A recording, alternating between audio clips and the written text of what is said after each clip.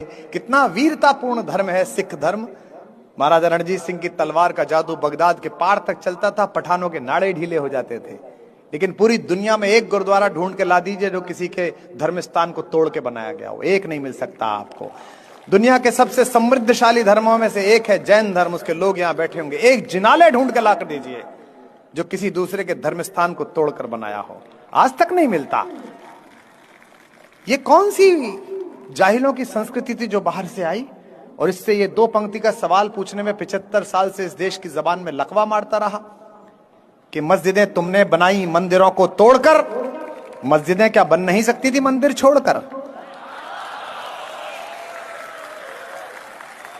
जय श्री राम। मेरे सभी सनातनी भाइयों का स्वागत है इस नए वीडियो में। आज हम आपके लिए कुछ खास और नया लेकर आए हैं, तो जल्दी से वीडियो को लाइक कर दें और अगर आप चैनल पर नए हैं तो सब्सक्राइब जरूर करें। साथ ही बेल आइकन को दबाना न भूलें ताकि आपको हमारे हर नए वीडियो की सूचना सबसे पहले मिले। और हाँ, नीचे कमेंट बॉक्स में जय श्री राम का नारा लगाकर अपनी उपस्थिति जरूर दर्ज कराएं। मुख्यमंत्री जी कटेंगे बटेंगे का बयान कर रहे हैं, उस पर क्या कहेंगे? क्योंकि ये बड़ा अच्छा नारा उन्होंने दिया, मैं मुख्यमंत्री जी का धन्यवाद करता हूँ।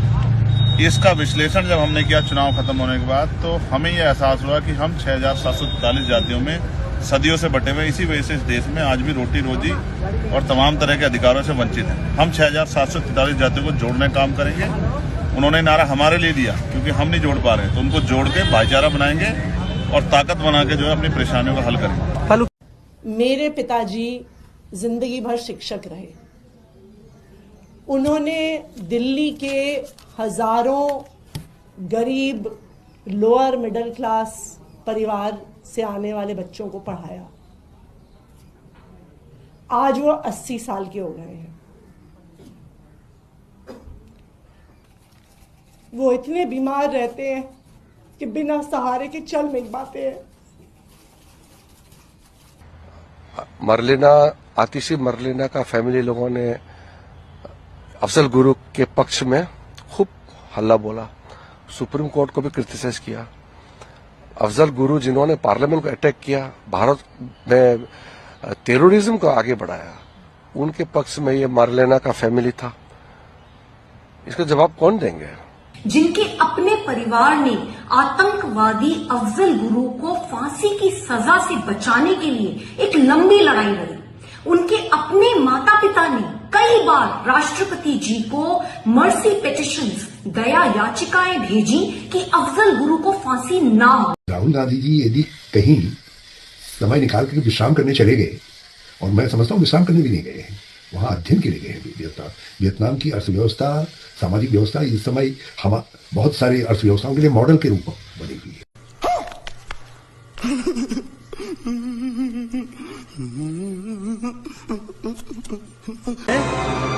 क्या ये क्या बक रहे हो? अरे उद्धव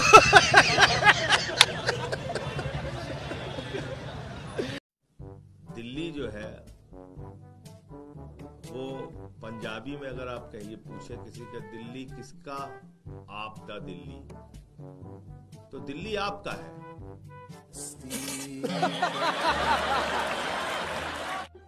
आम आदमी पार्टी का है, ये मोदी जी भी मानते हैं। जो लोग पहले फोर्टिस में, मैक्स में इलाज कराने आते जाते थे, वो मोहल्ला क्लिनिक, सरकारी मोहल्ला क्लिनिक में इलाज कराने आ रहे हैं। तो कुछ तो अच्छा होगा कि इतने अमीर लोग भी यहाँ इलाज कराने आ रहे हैं। क्या प्रॉब्लम है यहाँ पे सबसे बड़ी? मोस्टली सीजनल ज्यादा होते हैं। वैसे मेरा भी गला खराब है। आप गई हैं कभी खुद अपना इलाज कराने मोहल्ला क्लिनिक? एक्चुअली मैं नहीं गई, मतलब ये सच्चाई है कि मैं नहीं गई। आप कहाँ जाती हैं? आप जाती हैं मेदांता वगैरह? मैं हॉस्पिटल एक्चुअली जाती कम हूँ, मैं डॉक्टर के पास जाती कम हूँ। हमारे धर्म में ऊंची जात नीची जात नहीं होती है। हमारे धर्म में सिर्फ और सिर्फ मुसलमान होता है, इस्लाम होता है। छोटी जात वालों को मस्जिद से बाहर निकाल नहीं दिया जाता, बल्कि अगर वो पहले पहुंचता है तो वो सबसे आगे खड़े होकर नमाज पढ़ता है। हमारे यहाँ ऐसा कुछ नहीं होता। कुरान सूरा 9 आयत 5, जब हराम प्रतिष्ठित दिन बीत जाएं तो मुशरिकों को ढूंढो, उनकी ताक में रहो, उन पर हर तरीके से घात करो, और जब वो तौबा करें, ज़कात करें और नमाज अदा करें तो उन्हें छोड़ दो।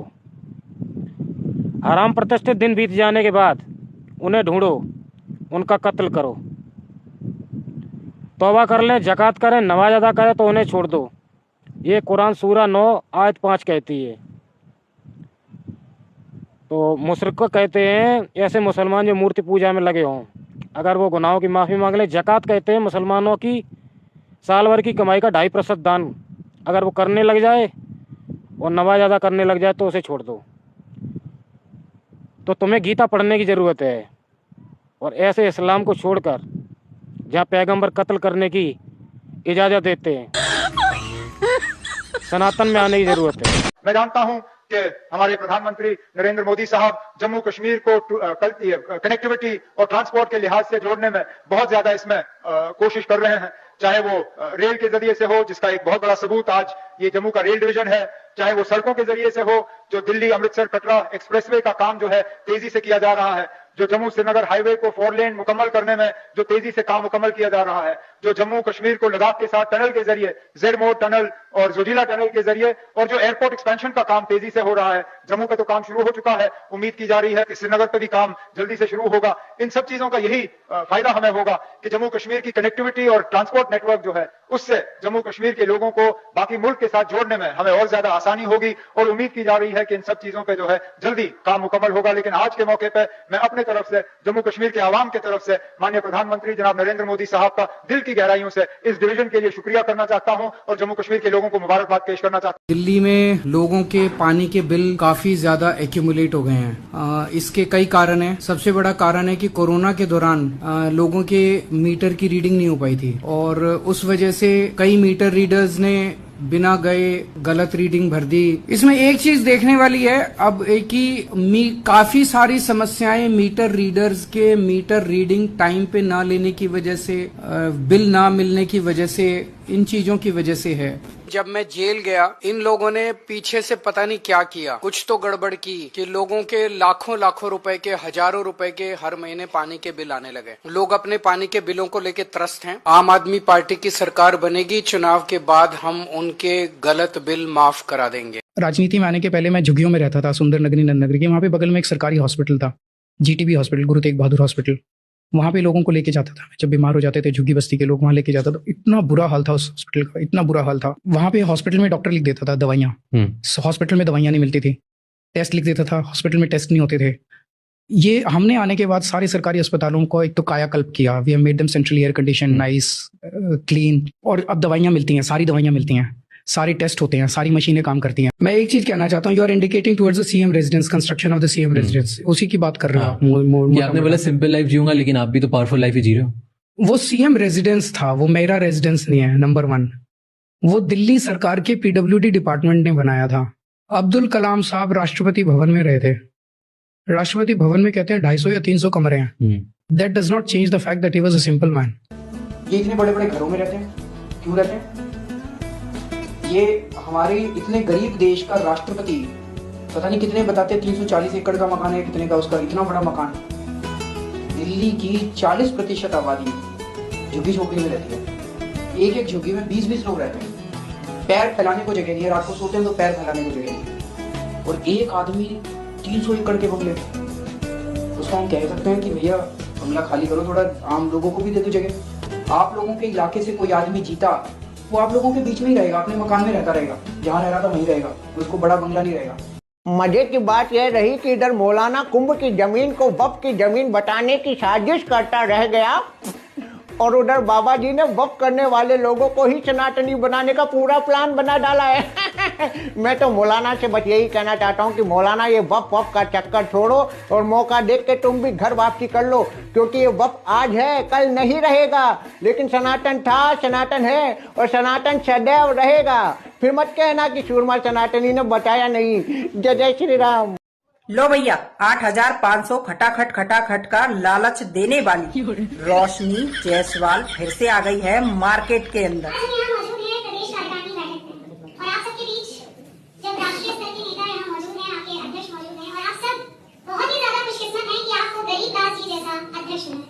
जो प्रदेश में आपके साथ हर कदम पे साथ चल के आपकी मुसीबत को सुनते हैं, आपकी परेशानी को जानते हैं। फिर से दोबारा लालच देने के लिए। भैया ये कांग्रेस की वजह से ही इसका पूरा परिवार जेल में घसीटा था। अब पता नहीं फिर से तैयारी कर रही है अंदर जाने की। आज तक पुलिस को इसके बारे में पता नहीं लगा। पता है क्यों?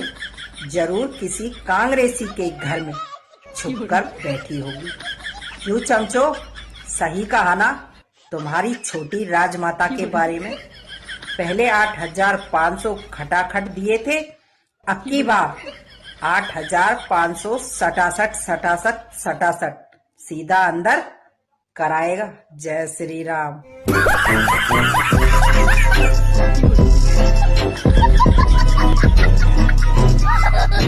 ये कलाकार के रूप में मैं शूद्र हूं। मैं जब कोई वेदों और उपनिषद के ऊपर, अद्वैत वेदांत के ऊपर बोलता हूं तो मैं एक वेदांत का उपासक और साधक हूं, उस नाते से ब्राह्मण हूं, क्योंकि मैं ब्रह्म की खोज कर रहा हूं। अगर मैं बिजनेस कर रहा हूं तो मैं वैश्य हूं। और समाज में, अच्छा मैं सेना में तो नहीं हूं, लेकिन समाज में यदि असत्य के खिलाफ लड़ाई लड़ रहा हूं तो मैं क्षत्रिय हूं। तो सारे वर्ण मुझ में हैं, सारी जातियां मुझ में हैं। ये किसने दिखाया? पहली बार कृष्ण ने दिखाया। जन्म से क्षत्रिय, पले बढ़े नंद बाबा के यहाँ ग्वाल अहिर, तो वहां पे वैश्य। जनमानस के साथ खेले तो शूद्रों के साथ खेले। वेणुवादन किया, कला है, कलाकार हैं। नृत्य किया, कलाकार हैं। और परम योगेश्वर कहलाए गीता के माध्यम से ब्राह्मण हैं। दिल्ली विधानसभा चुनाव में रमेश बिदुड़ी के बयान के बाद जिस प्रकार से आम आदमी पार्टी ने कोहराम मचाया है, वो देखते ही बनता है। वैसे मैं आपको एक बात ध्यान दिलाऊं कि दिल्ली की मौजूदा मुख्यमंत्री आतिशी मारलेना ने जब दिल्ली में कैबिनेट मिनिस्टर पद की शपथ ली थी तो उन्होंने अपना पूरा नाम आतिशी मारलेना लिया था। लेकिन जब उन्हीं आतिशी मारलेना ने दिल्ली के मुख्यमंत्री पद की शपथ ली तो उन्होंने अपना नाम केवल आतिशी लिया। अब ये बहुत बड़ा झोल है। एक इंसान के दो नाम कैसे हो सकते हैं? आतिशी मारलेना या आतिशी? इस चीज का एफिडेविट इन आम आदमी पार्टी वालों को पूरे देश को देना चाहिए। सबूत ये रहा। मैं आतिशी मारलेना सत्य निष्ठा से प्रतिज्ञा करती हूँ कि मैं विधि द्वारा स्थापित भारत के संविधान के प्रति सच्ची श्रद्धा और निष्ठा रखती हूँ। मैं आतिशी ईश्वर की शपथ लेती हूँ कि मैं विधि द्वारा स्थापित भारत के संविधान के प्रति सच्ची श्रद्धा और निष्ठा रखूंगी। हाँ भाई, मेरा मतलब है जस्टिन ट्रूडेो बेटा बोला था ना पंगे मत लो इंडिया से। अब चली गई ना सरकार, अब रो बैठकर। मैं तो कह रहा हूँ अगला प्राइम मिनिस्टर जो है ना कनाडा का, वो किसी इंडियन को होना चाहिए। मतलब यार इतनी मेहनत करी है इंडियंस ने, मतलब पूरी कनाडा की इकोनॉमी इंडियंस ने बनाई है, तो मोदी जी को चाहिए अपना कोई बंदा भेजे कनाडा में और उसको प्राइम मिनिस्टर बनाते। नहीं मतलब भाई इसमें इतनी चुल थी ना, इसने मोदी जी से पंगे ले लिए, ट्रम्प चाचू से पंगे ले लिए। भाई जब ट्रम्प चाचू बोल रहे हैं कनाडा को अमेरिका में मिलाना चाह रहे हैं वो, तो क्या प्रॉब्लम है आपको भाई? और ये जो मेरा मतलब है ये जो अपने भाई हैं जस्टिन ट्रूडेो, ये इंडिया को भी हर टाइम टारगेट करते रहते हैं। इंडिया ऐसा, इंडिया वैसा, मोदी जी। अबे साले, अगर इंडिया ने अपने बच्चे भेजना बंद कर दिया ना तुम्हारे कनाडा में, कोई ट्रक चलाने वाला नहीं होगा, कोई IT में नहीं होगा, तुम्हारी इकोनॉमी की ना छोड़ो। जिनके पूर्वज डर या लालच के कारण मुसलमान या ईसाई बन गए थे, इस बार के प्रयागराज महाकुंभ में सनातन के संतों की सबसे बड़ी संस्था अखिल भारतीय अखाड़ा परिषद ऐसे कई लोगों की सनातन धर्म में घर वापसी कराएगी। अखिल भारतीय अखाड़ा परिषद के अध्यक्ष महंत रविंद्र पुरी ने बताया कि उनसे और देश भर के कई संतों से हजारों लोगों ने संपर्क करके ये इच्छा जताई थी कि वो अपने पूर्वजों की गलती का प्रायश्चित करके फिर से सनातन धर्म में लौटना चाहते हैं। इसलिए अखिल भारतीय अखाड़ा परिषद ने इस बार के महाकुंभ में घर वापसी अभियान की पूरी योजना तैयार कर ली है। इस योजना के तहत बाकायदा यज्ञ वेदी के सामने मंत्रोच्चारण, पंचगव्य, यम नियम और शाही स्नान के साथ ऐसे लोगों की सनातन धर्म में घर वापसी कराई जाएगी। आपको सनातन के संतों की ये पहल कैसी लगी कमेंट करके जरूर बताइएगा। वीडियो को शेयर जरूर करें ताकि जो लोग घर वापसी करना चाहते हैं वो जान जाएं कि प्रयागराज महाकुंभ सनातन के परिवार में लौटने का सुनहरा अवसर है। जय जय श्री राम।